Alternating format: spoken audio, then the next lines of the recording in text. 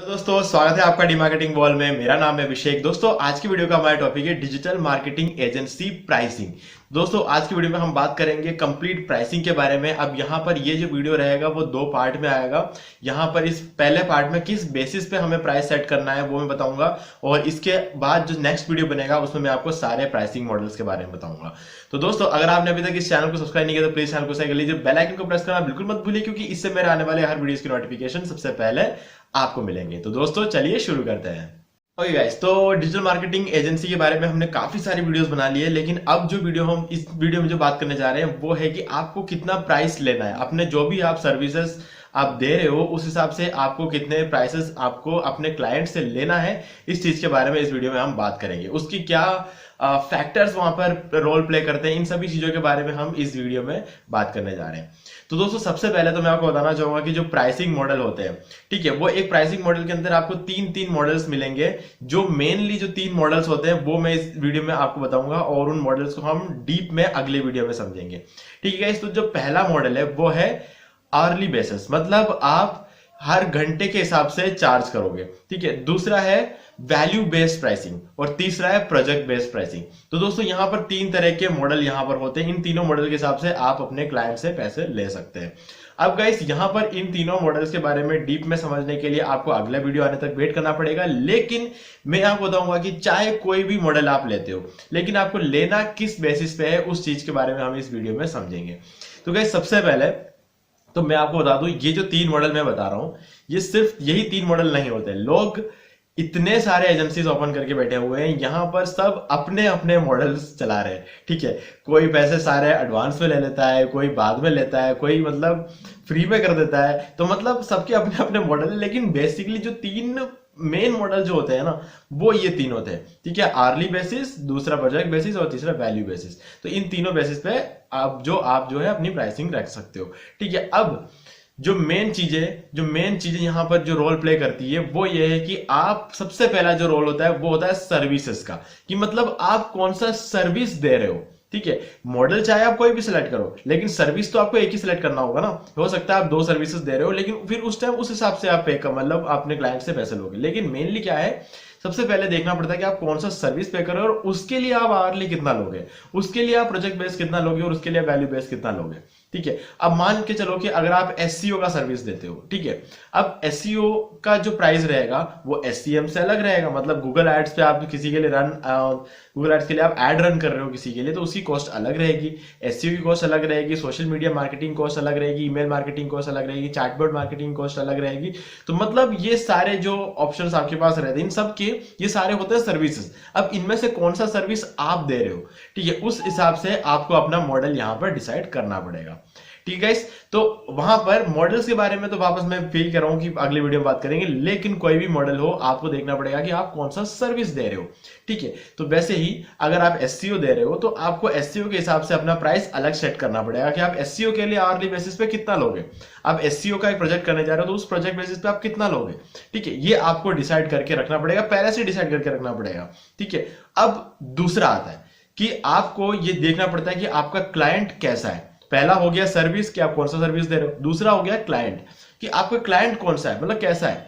ठीक है, अब यहां पर क्लाइंट का मतलब ये नहीं होता है कि क्लाइंट किस फील्ड से है। मतलब हो सकता है कि वो रेस्टोरेंट की फील्ड से हो सकता है वो रियल एस्टेट से हो। तो यहां पर आपको एक अलग मॉडल बना के रखना पड़ेगा, क्योंकि रियल एस्टेट वाला जो क्लाइंट होता है वो मोटा पैसा लेके आता है। ठीक है, उसके लिए तो फिर एक अलग ही आपको एक डायरी मेंटेन करनी पड़ेगी कि यार इससे अलग ही कॉस्टिंग लेनी है। ठीक है, अब दूसरा होता है रेस्टोरेंट वाला इतना नहीं दे सकता। ठीक है, वो एक अलग चीज होती है। रेस्टोरेंट में क्या है ना कि वो इतना ज्यादा उसके लिए पे नहीं कर सकता। ठीक है, पार्लर हुआ, रेस्टोरेंट हुआ, स्कूल हुआ, ठीक है, ऐसे कोचिंग सेंटर हुए, बहुत सारे लोग होते हैं जो अपना डिजिटल मार्केटिंग करवाना चाहते हैं, लेकिन सबके साथ आप एक जैसी कॉस्टिंग नहीं रख सकते। लेकिन फिलहाल इस वीडियो में हम बात करेंगे एक छोटी कंपनी और एक एमएनसी। ठीक है, एक छोटी कंपनी होती है जिसके पास बहुत ज्यादा बजट नहीं होता है, और दूसरा होता है मल्टीनेशनल कंपनी जिसके पास बजट बहुत ज्यादा होता है। ठीक है, वो कितना जितना चाहे उतना पे कर सकते हैं वो लोग। तो इस हिसाब से भी आपको अपना प्राइसिंग मॉडल सेट करना पड़ेगा कि अब जैसे मान लो कि जो एमएनसी है वो कभी भी आर्ली बेसिस पे काम नहीं कराएगी। ठीक है, क्यों? क्योंकि क्या होता है ना कि उनके पास टाइम नहीं है आर्ली बेसिस पे सारी चीजें देखने का, उनके पास टाइम नहीं होता, उनके पास पैसा है लेकिन टाइम नहीं है, तो वो प्रोजेक्ट बेसिस पे आपको देंगे। ठीक है, वैल्यू बेसिस पे या प्रोजेक्ट बेसिस पे आपको कराएंगे, वो कभी भी आर्ली बेसिस पे नहीं कराने वाले, क्योंकि उनके पास टाइम नहीं है कि हर घंटे में कितना काम हुआ, कितना, ये सब जान रखने का टाइम उनके पास नहीं होता है। ठीक है, तो ऐसे में जो आर्ली बेसिस वाला जो काम होता है ये छोटी छोटी कंपनियों के लिए होता है, मतलब उनके पास एक बहुत बड़ा बजट नहीं है कि आपको पूरे प्रोजेक्ट के लिए एक साथ दे दे। ठीक है, वो देखेंगे कि अगर आप 1 घंटा काम करते हो, 2 घंटे काम करते हो, 3 घंटे काम करते हो, आर्ली बेसिस पे आप काम कर रहे हो, ठीक है, पूरा एक दिन आपने काम कर लिया, तो उनको कितना आउटपुट मिला वो ये देखेंगे। ठीक है, अब आउटपुट के हिसाब से मान लो कि उन्होंने आपको 100 रुपए पे किए और उन्होंने घंटे के 400 रुपए कमाए। ठीक है, तो वो देखिए हाँ ठीक है, अब तो मतलब 1 घंटा और करवा सकते हैं, तो 1 घंटा और करवाया। ठीक है, उसके बाद आपको उस घंटे के आपको 100 रुपए पे किए और आप उनको 200 रुपए कमा के दिया आपने। तीसरे घंटे पे आपने आपको फिर से उन्होंने 100 रुपए दिए, लेकिन इस बार उनके 1 रुपए कमाई नहीं हुई, तो चौथे घंटे में अगर वो चाहे तो काम बंद करवा सकते हैं। ऐसा नहीं है, मतलब गाइस ये एक एग्जाम्पल था। ठीक है, कोई भी बंदा 3-4 घंटे में अपना काम बंद नहीं करवाता है। ठीक है, वो और 100 रुपए में कोई काम करता भी नहीं है। तो कहने का मतलब ये है कि वो 1 हफ्ता देख सकते हैं, 2 हफ्ता, अगर आवरली बेसिस पे अगर वो काम करवाएंगे, ठीक है, तो दिन के 8 घंटे आप उनके लिए काम करोगे, उस 8 घंटे के लिए आपको वो पे करते हैं। ऐसे 3-4 हफ्ते वो आपका देखेंगे और उसके बाद उनको कितना आउटपुट मिला है, सारा मार्केटिंग का चार्जेस, उनका जो मेन कॉस्टिंग लगती है, उसके बाद जो उनका प्रॉफिट निकलता है, वो सारी चीजें देखने के बाद वो जब चाहे बंद करवा सकते हैं। लेकिन अगर आपको वो पूरे प्रोजेक्ट के लिए पैसा देंगे तो पैसा चला गया ना उनके हाथ से, उनके पास इतना पैसा एक साथ देने के लिए है नहीं। अगर आउटपुट मिल रहा है तो वो आपको देते रहेंगे, कंटिन्यू करते रहेंगे, लेकिन नहीं मिल रहा आउटपुट तो वो बंद कर सकते हैं। ठीक है, उनके और अगर आउटपुट मिलता भी है और लेकिन पूरा प्रोजेक्ट के लिए देने के उनके पास अगर पैसे नहीं है तो क्या मतलब। ठीक है, तो ऐसे में वो जो छोटी छोटी कंपनियां होती है वो आर्ली बेसिस पे काम करवाती है, और जो बड़ी एमएनसीज होती है उनके पास आर्ली बेसिस पे देखने का कोई टाइम नहीं होता है, वो पूरा प्रोजेक्ट का एक साथ आपको पे कर सकते हैं, तो उनके लिए आपको अलग मॉडल देखना पड़ता है। ठीक है, तो इसके बाद आता है कि आपका एक्सपर्टाइज किस में है। ठीक है, आपका एक्सपर्टाइज कितना जितना ज्यादा होगा आप उतना ज्यादा क्लाइंट से ले सकते हैं। ठीक है, अब क्योंकि आपको पता है कि आपके पास, जैसे मैंने केस स्टडी वाला एक वीडियो बनाया था, अगर आपने उस वीडियो को ध्यान से नहीं देखा तो आप उस वीडियो को देख सकते हैं, मैं ट्राई करूंगा कि उसका लिंक आपको डिस्क्रिप्शन में दे दूं। ठीक है, तो इस केस स्टडी में क्या होता है, अब आपके पास अगर एक्सपर्टाइज जितना ज्यादा होगा आपके पास केस स्टडीज भी उतनी ज्यादा होगी। क्यों? क्योंकि आपने बहुत ज्यादा लोगों के लिए काम कर रखा है और उन सबकी केस स्टडी आपके पास ऑलरेडी है। अब जैसे मान लीजिए कि आप रियल एस्टेट के लोगों के लिए आप बहुत टाइम से मार्केटिंग कर रहे हो। ठीक है, तो क्या होगा कि आपके पास एक स्ट्रैटेजी रेडी है कि अगर आप डिजिटल मार्केटिंग करते हो रियल एस्टेट कंपनी के लिए, तो रियल एस्टेट कंपनी के लिए सबसे पहले क्या करना होता है, उसके बाद क्या करना होता है, उसके बाद क्या करना होता है, ये सारी चीजों का एक कंप्लीट स्ट्रैटेजी आपके पास रेडी होगी। ठीक है, आपके पास पूरी प्लानिंग होगी, पहले क्या करना है, तो अगर ये काम नहीं करता है इनके लिए तो उसके बाद क्या चीजें काम कर सकती है, वो क्या करना है, उस टाइम प्लान करने की जरूरत नहीं होगी। आपके पास एक्सपर्टाइज है, आपको पता है, आपके पास केस स्टडीज है कि इन लोगों के लिए ये सब चीजें काम करी गई थी, तो अगले जो क्लाइंट आएंगे उनके लिए भी ये चीजें काम करेगी। तो ये सारी चीजों का एक्सपर्टाइज आपके पास होगा, तो ऐसे में आपको पता है कि आप 101% इनको आप जो है वो प्रॉफिट दिला सकते हो, तो ऐसे में आप उनसे ज्यादा कॉस्ट ले सकते हो। ठीक है, तो यहां पर प्राइसिंग बिल्कुल अलग रहती है। अगर आपकी एक्सपर्टाइज बहुत ज्यादा होगी तो प्राइसिंग अलग रहती है। एक नई कंपनी, नई डिजिटल मार्केटिंग एजेंसी होगी तो वो इतना ज्यादा नहीं ले सकते। क्यों? क्योंकि सबसे पहली बात, उनके पास एक्सपीरियंस नहीं है, उनके पास पहले से दिखाने के लिए क्लाइंट्स नहीं है, केस स्टडीज नहीं है सिर्फ एक चीज होती है उनके पास, वो होती है स्किल्स। तो स्किल के बेसिस पर आपको 2 काम करने पड़ेंगे, या तो आपको कम प्राइस लेना पड़ेगा मार्केट से, या फिर आपको फ्री में काम करके देना पड़ेगा। ठीक है, तो फ्री में तो कभी भी नहीं करना है। ठीक है, फ्री में अगर आप काम करते हो तो सिर्फ 2 या 4 दिन तक करना, और इसके अंदर अंदर आप उनको कुछ ना कुछ वैल्यू प्रोवाइड करवाना पड़ेगा आपको, नहीं तो उसके आगे फ्री में काम करना आपके खुद के लिए घाटा है। अगर आप 3-4 दिनों में उनको वैल्यू प्रोवाइड नहीं करवा पाते हो तो आपको वो काम वहीं बंद कर देना चाहिए, क्योंकि नहीं तो आप घाटे में जाओगे। ठीक है, तो इस चीज का भी हमें ध्यान रखना पड़ता है। तो कभी भी एजेंसी स्टार्ट करते हो ऐसा नहीं कि आप 1-2-3 महीने के लिए आप किसी के लिए फ्री में काम कर रहे हो, क्योंकि बहुत जरूरी नहीं है कि सारे क्लाइंट आपको टाइम पे पैसा दे दे। ऐसा नहीं हो कि आपका खुद का बैंक अकाउंट खाली हो जाए उनका पेमेंट अभी तक आया नहीं हो। इन सब चीजों का आपको ध्यान रखना पड़ेगा। ठीक है, तो और ऑफर लेटर वगैरह पे मैंने पूरा एक वीडियो बना रखा है, आप चेक कर सकते हो कि कैसे ऑफर लेटर वगैरह बनाते हैं, क्लाइंट को मतलब क्लोजिंग डील कैसे करते हैं, ये सभी चीजों के बारे में मैंने अलग से वीडियो बना रखा है। तो आप अगर जाओगे चैनल पे आपको सब कुछ इजीली मिल जाएगा। ठीक है गाइस, तो ये 3 चीजें होती है। सबसे पहले सर्विसेज, दूसरा होता है क्लाइंट्स, तीसरा होता है आपका एक्सपर्टाइज। अब चौथा ये कि कि आप एक्सपेरिमेंट्स करते रहो, ठीक है।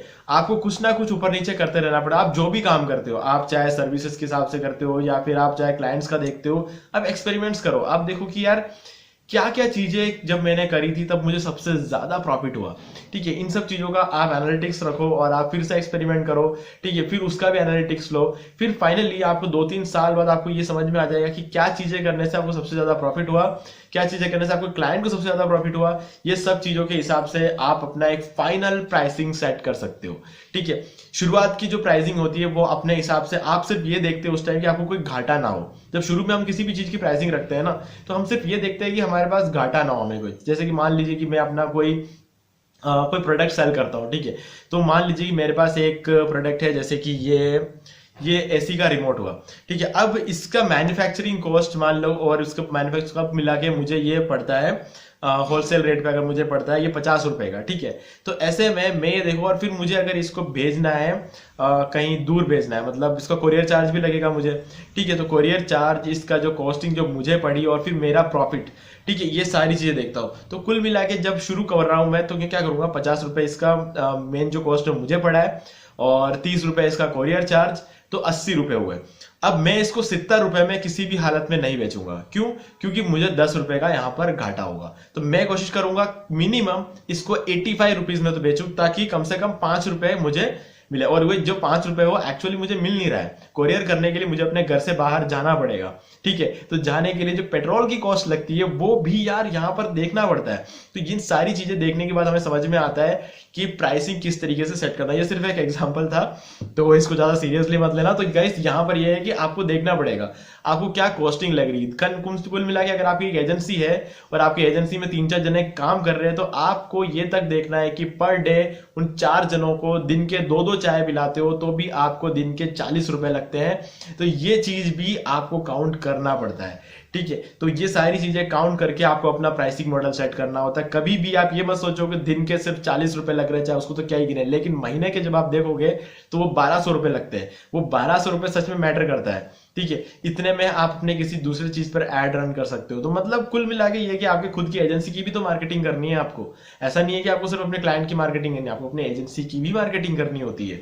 तो गाइस इन सब चीजों को आपको ध्यान रखना होता है। हर एक छोटी छोटी कॉस्ट यहाँ पर, यहाँ तक कि सुबह 9 से शाम को 6 बजे तक आपके ऑफिस में जितनी भी लाइटें जल रही है, पंखा चल रहा है, आपको जो इलेक्ट्रिसिटी बिल आ रही है, आपको जो भी इन्वर्टर के चार्जेस लग रहे हैं, हर एक चीज आपको उसके अंदर इंक्लूड करना है। और ऐसी भी चीजें जो कभी कभी क्या होता है ना, कभी बहुत सारी चीजें हो सकती है यार। जब पूरे दिन आपके जो कंपनी में अगर आप काम चल रहा है, महीने के पूरे 30 के 30 दिन आप काम कर रहे हो, कभी भी कोई अनएक्सपेक्टेड चीजें हो जाती है, तो उसकी भी कॉस्टिंग आपको रखनी पड़ती है, ताकि वो आपकी जेब से ना जाए, आपके प्रॉफिट में से वो कम ना हो। तो ये सारी चीजों को साथ में ध्यान रखते हुए आपको अपना प्राइसिंग मॉडल सेट करना है।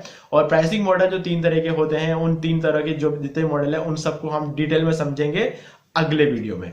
तो दोस्तों अगर इस वीडियो में जो भी मैंने आपको समझाया उसमें से कोई भी डाउट अगर आपको है तो आप मुझे कमेंट करके पूछ सकते हैं, मैं आपके उस डाउट को क्लियर करूंगा। हालांकि मैंने सभी चीजें बहुत ही अच्छी तरीके से यहाँ पर समझा दिया है, लेकिन फिर भी अगर आपको लगता है कि कोई भी चीज रह गई है तो गाइस आप मुझे कमेंट में पूछ सकते हैं। और बाकी अगर सब कुछ क्लियर हो गया है तो यार वीडियो को लाइक जरूर कर देना, क्योंकि इससे मुझे बहुत ज्यादा मोटिवेशन मिलता है यार काम करने में। तो बस यही रीजन है। बाकी तो यार देखो आप सभी जानते हैं एक यूट्यूबर के लिए क्या क्या चीजें इंपॉर्टेंट होता है। तो हम लोग कहते हैं लाइक करो, कमेंट करो, सब्सक्राइब करो, ये सारी चीजें हम कहते हैं, क्योंकि ये भी एक तरह की मार्केटिंग ही होती है, ठीक है। तो यहाँ पर हम किसी को वैल्यू प्रोवाइड करवा रहे हैं और उस वैल्यू के बदले में हमको भी कुछ लाइक कमेंट्स मिल रहा है, जिसमें किसी का कोई नुकसान नहीं होता है, ठीक है गाइस। तो यार लाइक कर दो, जितना हो सके उतना लाइक कर दो। अगर आपने इस वीडियो को एंड तक देखा है तो यार लाइक जरूर करना, इससे मुझे बहुत ही ज्यादा मोटिवेशन मिलती है। तो उम्मीद है वीडियो को पसंद आया होगा, और अगर पसंद आया तो वीडियो को लाइक भी कर दीजिए, शेयर भी कर दीजिए। और आपने अभी तक इस चैनल को सब्सक्राइब नहीं किया तो प्लीज चैनल को सब्सक्राइब कर लीजिए और बेल आइकन को प्रेस करना बिल्कुल मत भूलिए, क्योंकि इससे मेरे आने वाले हर वीडियोस के नोटिफिकेशन सबसे पहले